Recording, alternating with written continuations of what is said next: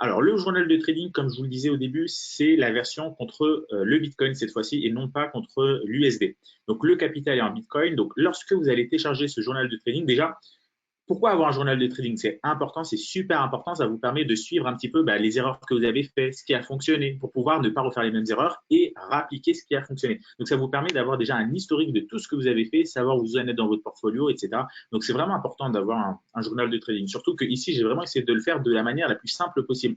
Bon, là, vous avez l'impression qu'il y a beaucoup de colonnes. En vrai, il y a vraiment que le minimum nécessaire. Vous allez le voir. Donc, lorsque vous allez télécharger ce journal de trading, la première chose que vous allez devoir mettre, c'est ici, c'est votre capital initial. Vous le mettez en Bitcoin. Donc, vous voyez, ici, j'ai rajouté la devise Bitcoin. Vous n'avez pas besoin de l'écrire à chaque fois. Par exemple, si vous avez un capital de 5 Bitcoin, je dis n'importe quoi, vous tapez juste 5 et voilà, ça va vous mettre 5 Bitcoin. Donc, la première chose à faire lorsque vous allez télécharger, c'est de mettre votre capital initial.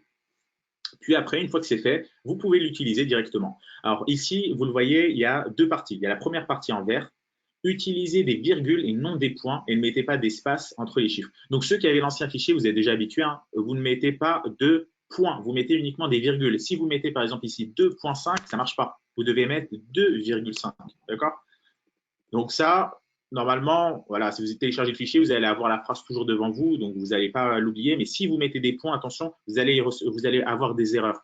Donc surtout, mettez tout le temps des virgules. Regardez-moi, toutes les valeurs que j'ai mises ici, c'est qu'avec des virgules. Donc ça, toute la partie verte, c'est la partie que vous devez remplir. Ici, vous avez une partie rouge.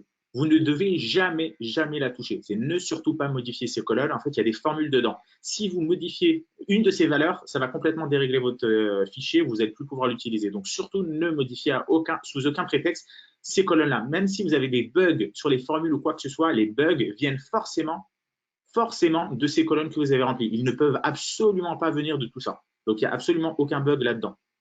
Donc ça, c'est vraiment important. Pourquoi j'insiste dessus? C'est parce que lorsque, en bas, vous le voyez, vous avez janvier, février, mars, admettons que vous voulez créer le mois d'avril, mais que vous avez déjà, par exemple, mis certaines valeurs. Donc ces valeurs-là, lorsque vous voulez réinitialiser votre fichier, n'effacez pas tout ça, d'accord? Effacez juste ce que vous avez rempli, c'est-à-dire toute la partie verte. Et vous voyez que ce qu'il y a en rouge s'efface automatiquement, d'accord? N'allez pas effacer tout ça, ça va effacer les formules. Donc vraiment important par rapport à ça, ne touchez jamais ces colonnes. Là, je vous ai mis le prix du Bitcoin. Donc, un Bitcoin égale 8090 $. Ça se calcule en temps réel. Vous n'avez pas besoin de changer la valeur. Ça, c'est vraiment pratique d'avoir le prix du Bitcoin ici pour pouvoir, vous allez le voir après, l'utiliser dans les formules.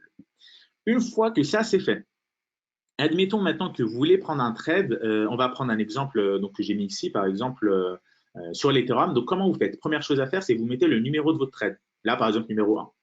Deuxième chose, vous mettez la date, le jour à laquelle vous avez pris le trade. Vous n'avez pas besoin d'écrire 2 janvier 2019. Vous pouvez juste écrire 2/1. Voilà, ça vous met 2 janvier. Donc là, avec 2020, donc pareil en bas, je vais mettre 2020. Là, je vais mettre le 6 janvier et en bas, je vais mettre le 12 janvier, par exemple. Voilà, je mets juste 12/1, ça me met tout en 2020. Vous n'avez pas besoin de changer. Attention, encore une fois, j'insiste, ne changez pas la nomenclature. Ne vous amusez pas à faire des copier-coller. Si, par exemple, ici, vous avez écrit 12 janvier, hop, n'allez pas faire un copier-coller ici pour le mettre ici. D'accord? Ça va complètement dérégler votre couleur, la mise en forme, etc. Ne faites pas ça. J'insiste beaucoup sur ça, mais c'est normal, c'est parce que j'en ai vu qui font tout le temps ça et qui à la fin se retrouvent avec un fichier avec des couleurs dans n'importe quel sens. Donc, essayez de vraiment respecter votre tableau. Et essayez de respecter votre tableau, pardon. Donc là, vous mettez la date. Ici, vous mettez la paire. Bon, comme ça, comme on sait que vous tradez contre le BTC, vous n'êtes pas obligé de mettre ETH BTC. Vous pouvez mettre Ethereum, ça suffit. En bas, vous pouvez juste mettre Link, ça suffit. Vous n'avez pas besoin de mettre contre BTC. Ça, c'est à vous de voir. Ça ne changera rien au niveau des formules. Contrairement au tableau contre USD. Le tableau contre USD, enfin, le logiciel journal de trading contre USD, ça, c'était super important de respecter la nomenclature ici. Ici, pour le BTC, je vous l'ai simplifié, il n'y a pas besoin. Ici, le sens, pareil, je vous l'ai simplifié, il n'y a pas besoin de mettre achat ou short, c'est que des achats parce que vous tradez contre le Bitcoin, donc vous faites que acheter à chaque fois, c'est que des ordres d'achat. Donc, en fait, finalement, même cette colonne, j'aurais pu ne pas la mettre, j'aurais pu la supprimer, elle n'est pas utile. Bon, je vous la laisse comme ça, c'est toujours bien d'avoir un truc à côté, mais elle n'est pas utile. Cette colonne-là, vous pouvez copier tout le temps achat en bas et c'est bon. Une fois que tout ça est fait, une fois que vous savez le numéro de votre trade, la date, la paire et le sens, vous allez devoir mettre ici la quantité. Donc, la quantité de crypto que vous achetez, elle est déterminée en fonction du risque que vous prenez de votre point d'entrée, de votre stop loss. Donc, pour ça, vous devez utiliser le calculateur de position que je vous ai mis ici. Pareil, il est simplifié le calculateur de position par rapport à ceux qui avaient le fichier contre USD. Je vous l'ai simplifié. Donc, c'est un calculateur pour les paires contre BTC. Vous mettez votre prix d'entrée, votre prix du stop loss et votre pourcentage de risque. D'accord? Vous remplissez uniquement les colonnes qui sont, enfin les cases en vert. Hein. C'est comme ici. Hein. Ici, c'est vert, vous remplissez uniquement ce qui est en vert. Ici, ce qui est grisé, vous ne le touchez pas. À chaque fois, il y a des formules dedans, donc surtout, ne touchez jamais ces cases-là. Elles se remplissent automatiquement. Ça correspond en fait à ce qui est en rouge ici. Ce qui est en rouge et ce qui est en gris foncé, ne les touchez jamais. Il n'y a pas d'erreur là-dedans. Les erreurs viennent forcément si vous rencontrez des erreurs de ce que vous avez mis dans les cases à remplir. Donc déjà, est-ce que c'est bon jusque-là? Je vais passer sur le chat, voir si vous avez des questions. Et sinon, je vais pouvoir continuer.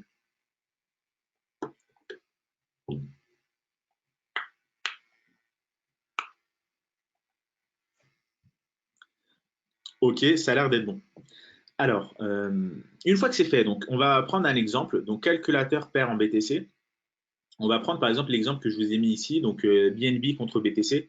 Donc, BNB contre BTC, je vais mettre le point d'entrée, donc 0.0018713. Hein, donc voilà, on va le laisser. Prix du stop loss, on va le mettre à 0.0018. En fait, je vais laisser ce qu'il y avait tout simplement. Et le pourcentage de risque, je vais prendre 1%. Voilà, je peux changer, hein, je peux mettre 3%, je peux mettre voilà, 2%. Vous voyez que le pourcentage, enfin, la quantité de crypto à gauche et à droite, pardon, et le pourcentage du capital varie en fonction du risque que vous prenez. Donc, si vous prenez 1%, vous voyez que ça change. Donc, une fois que vous avez obtenu la quantité de crypto, c'est ça le plus important, c'est la quantité de crypto que vous devez acheter.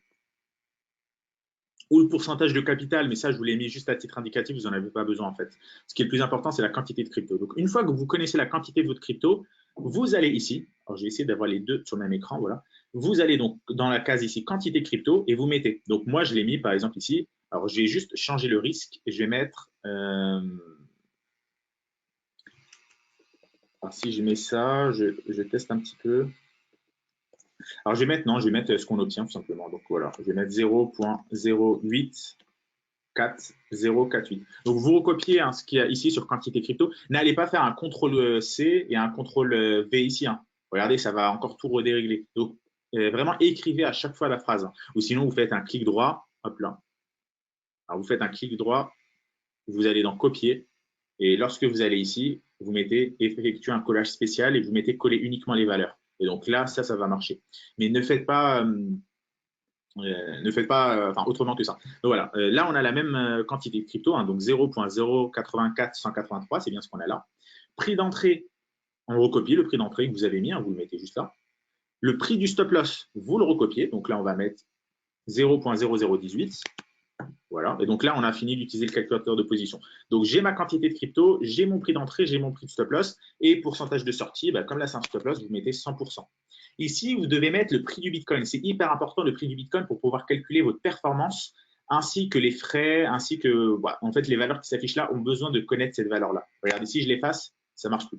Ça affiche 0. Donc, il faut vraiment l'afficher, rentrer la valeur ici. Donc, la valeur, vous n'avez pas besoin d'aller sur votre TradingView ou regarder la valeur. Non, c'est déjà écrit ici. Hein, je vous l'ai mis, c'est calculé en temps réel. Hein. Donc, il vous suffit de copier 8136 $. Voilà. Et donc là, vous mettez votre état. Bon, là, comme le trade, c'est encore un trade en cours, voilà, vous mettez en cours. Vous voyez que le capital mobilisé, c'est 26%, ça se calcule automatiquement. Ça tombe bien, c'est ce que m'avait donné le calculateur de position ici, 26. Donc, vous voyez, encore une fois, c'est pour ça que je vous disais, c'est inutile d'avoir cette valeur-là, parce que de toute façon, le fichier vous l'affiche ici. Le risque actuel, c'est de 1,1. Alors, pourquoi 1,1 alors que vous avez pris 1% de risque? C'est parce que vous avez les frais qui se rajoutent dessus. Donc, en fait, vous avez 1% de risque plus les frais qui sont de 0,05. Et donc, on arrondit, voilà, supposons que vous ne rentrez pas pile poil là où il faut. Voilà, vous avez 1,1% de risque. Donc, vous savez que sur cette position, vous avez 1,1 pourcentage de risque.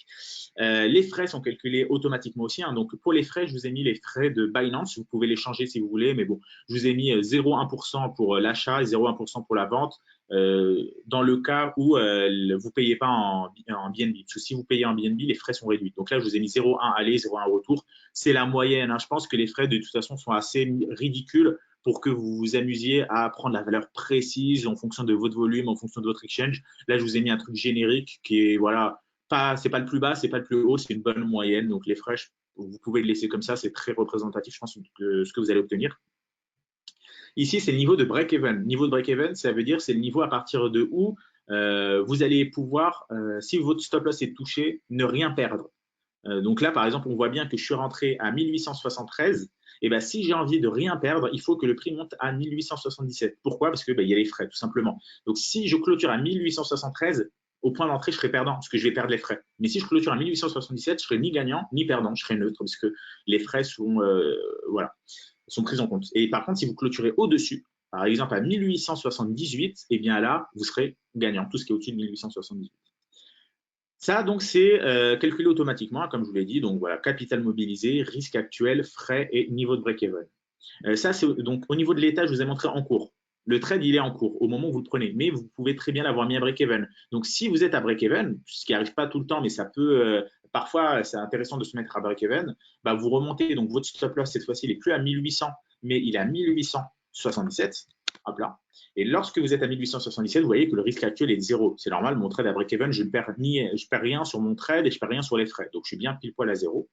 Donc là, vous passez votre trade à break-even, vous savez que c'est un trade qui, pour le moment, est sécurisé. Vous n'allez absolument rien perdre dessus. Donc, pour ceux qui ont suivi la masterclass Crypto Trader, où normalement, vous savez déjà de quoi je parle, il y a tout un module dedans où je parle justement du break-even. C'est-à-dire que c'est vraiment le but, c'est d'avoir un réservoir de trades à risque zéro, vraiment le maximum de trades où vous risquez zéro dessus et pour pouvoir les laisser courir le plus longtemps possible. Donc là, vous savez que votre trade ici, vous n'avez rien perdu. Alors que la différence avec en cours, c'est que c'est un trade que vous venez d'ouvrir mais qui n'est pas encore sécurisé. Break-even, c'est un trade qui est déjà sécurisé et que voilà, vous n'avez pas la pression de le surveiller. Dans tous les cas, s'il se retourne, vous perdez rien et s'il continue à évoluer dans le bon sens, vous gagnez. Et enfin, en attente, ça c'est pour les ordres en différé. Donc, admettons que vous avez repéré une opportunité sur le Bitcoin, vous attendez que le Bitcoin descende à 7500 $ pour l'acheter et vous mettez que le trade est en attente. Et comme ça, lorsque ça vous permet du coup d'avoir toutes les valeurs comme si vous venez de le prendre, mais c'est pas encore calculé, enfin c'est pas encore pris en compte dans la performance. Et lorsque le trade, il sera exécuté, vous allez pouvoir le passer en cours. Et donc, toutes ces formules ici dépendent de ce que vous allez choisir comme état sur votre trade. Et une fois qu'il est fini, vous mettez fermé. Mais avant de passer à la partie fermée, je vais repasser un petit coup sur le chat, voir si vous avez des questions ou si encore tout est bon. N'hésitez pas à me dire si vous avez des questions, peut-être que je vais trop vite ou quoi que ce soit. Donc surtout, n'hésitez pas à me dire ça. Et surtout, regardez, je vous recommande vraiment si vous n'avez pas encore maîtrisé comment bien remplir ce journal de trading, de regarder le replay. Ça sera toujours ça. Mais évidemment, profitez du fait que vous êtes là en live pour poser vos questions.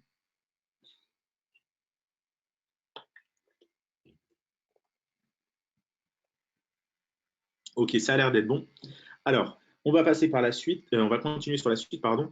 Donc là, on reprend notre exemple du BNB. Sur l'exemple du BNB, donc on l'achète, on va dire, quantité de crypto, on l'a mis, le prix d'entrée, le prix du stop.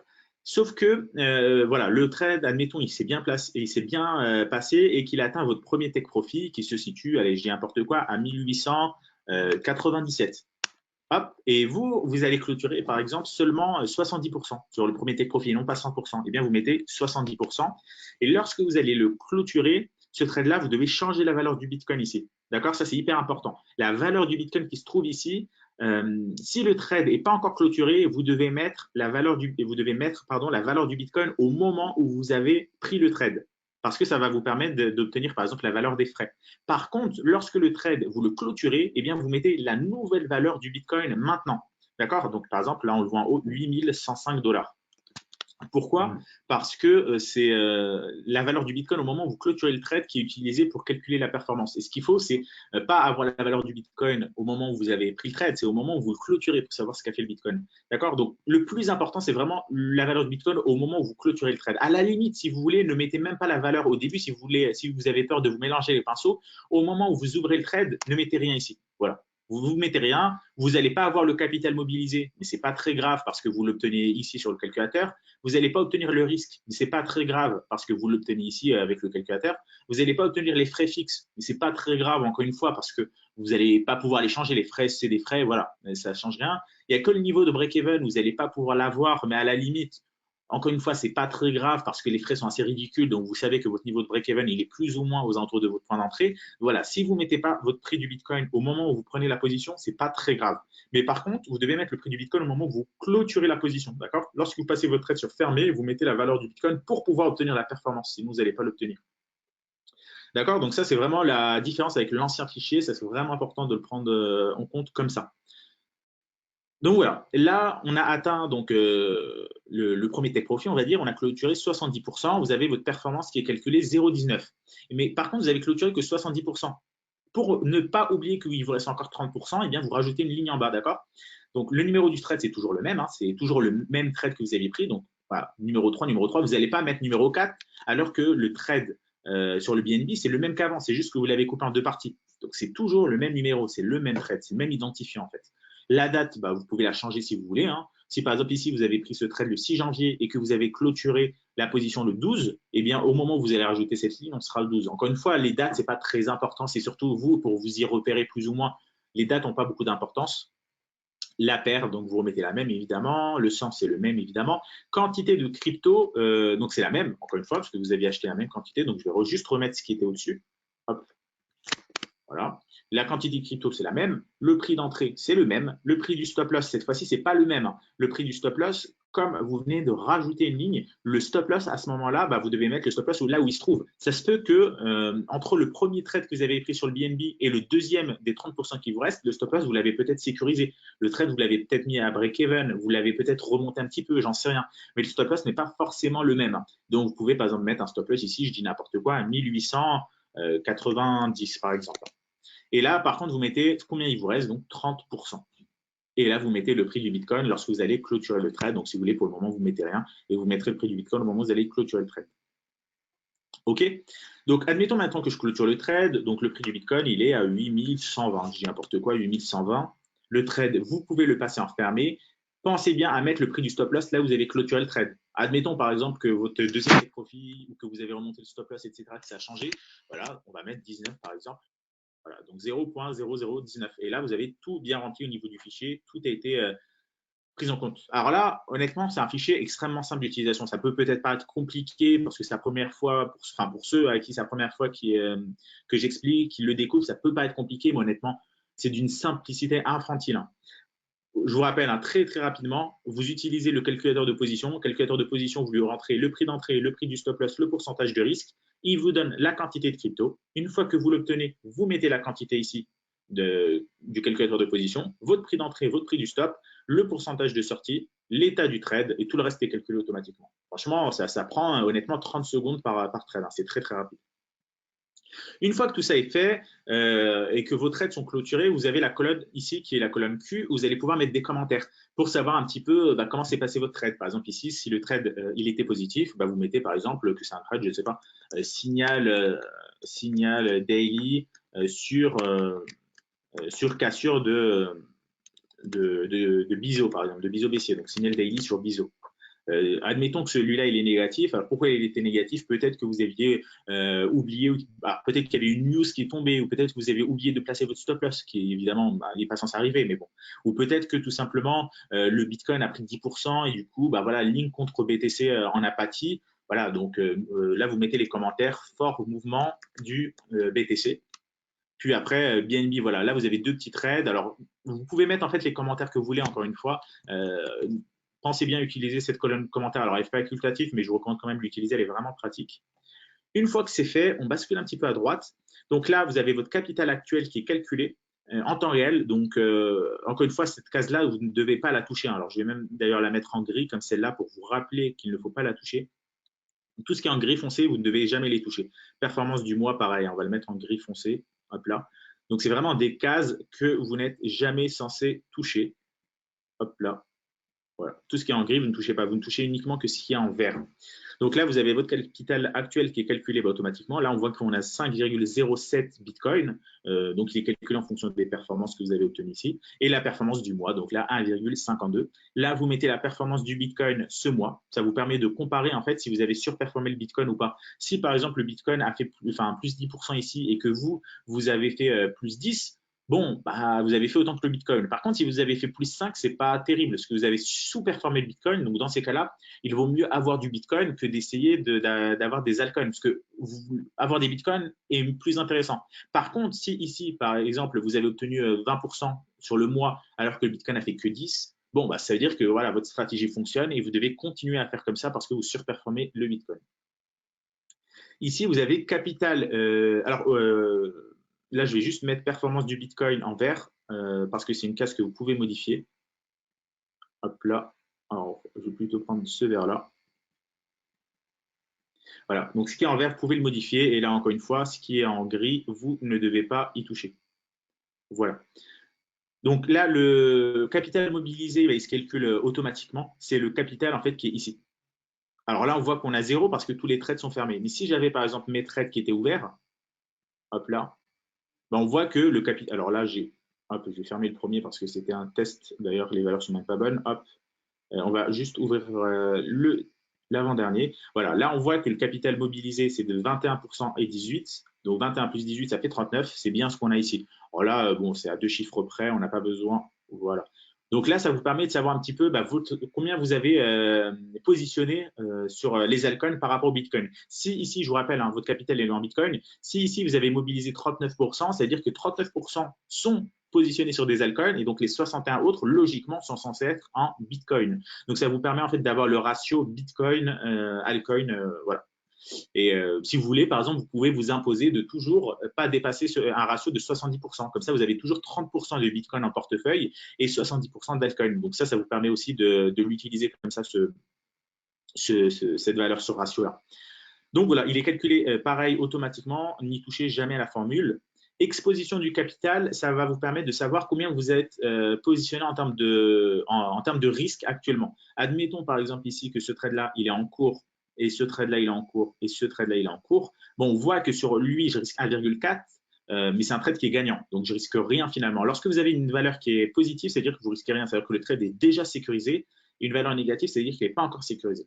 C'est-à-dire que là, regardez, je risque 1,4, pardon, c'est le contraire. La valeur positive, c'est-à-dire que le trade est pas sécurisé, vous risquez 1,4, alors que si le risque est négatif, ça veut dire que le trade est sécurisé, vous ne risquez plus rien dessus. Donc là, on voit bien que si je fais 1,4 moins 0,2 moins 0,1, ça fait 1,1, c'est ce que j'obtiens ici, 1,12.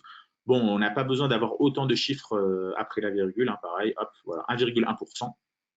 Donc, vous voyez que votre exposition, actuellement, vous êtes exposé à hauteur de 1,1%. Si, par exemple, ici, ce trade-là, il n'était pas sécurisé et que voilà, mon stop loss, il était, on va le mettre un petit peu, alors non, plutôt, pardon, le deuxième, celui-là, admettons que le trade n'est pas sécurisé, on va mettre le stop loss plus bas, à 18,65. Voilà, vous voyez que, alors, c'est toujours pas bon ce que j'ai mis 19, à 18,65. Là, on voit que mon risque, il est passé en positif. Si je mets un stop loss encore plus bas, à 18, voilà, 0,7%. Et on voit bien ici que l'exposition du capital augmente. 1,4 plus 0,7 moins 0,1, ça fait bien 2%. Encore une fois, ça vous permet de connaître votre exposition du capital, savoir que, voilà, si vous avez plusieurs trades, savoir combien, si tout se retourne et que tous vos stop loss sont touchés, combien vous allez perdre. Est-ce que vous allez perdre 1%, 2%, 3%? Donc, c'est toujours bien de le suivre. Et c'est là où finalement la colonne break-even, l'état break-even est important parce que si vous passez ce trade-là en break-even, hop là, eh bien, c'est-à-dire que ici, votre prix du stop loss, il est sur le prix d'entrée, on va dire. Hein, donc, hop, 7, 8.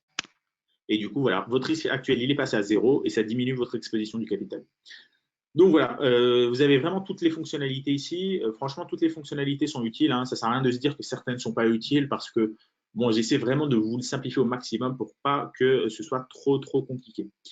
Et enfin, vous avez ici le graphique de performance. Donc ça va tout simplement prendre les valeurs de performance que vous avez ici et vous tracer une courbe. Donc ça va vous permettre de suivre un petit peu si c'est haussier, baissier, stagnation, etc. Donc voilà par rapport à ce tableau.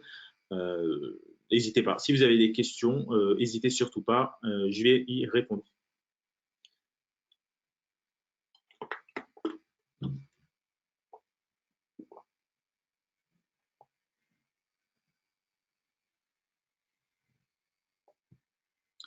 Alors, vous n'avez pas de questions a priori, c'est que finalement, le tableau n'était pas si compliqué que ça.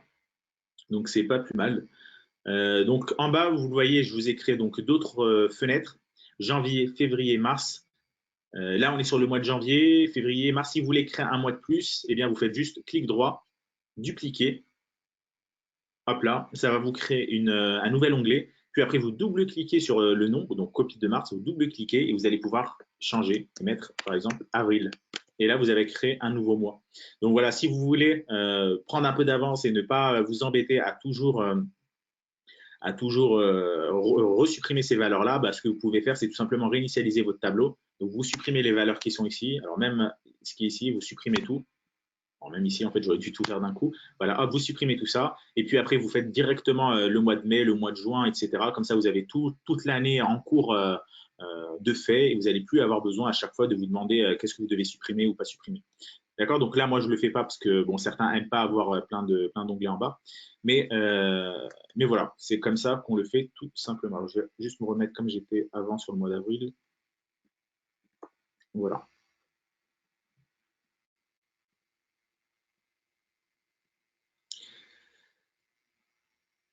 Alors, Sako qui dit c'est super cool, je vais pouvoir suivre bien mieux mes trades sur Binance. Pas de questions pour le moment sur son utilisation.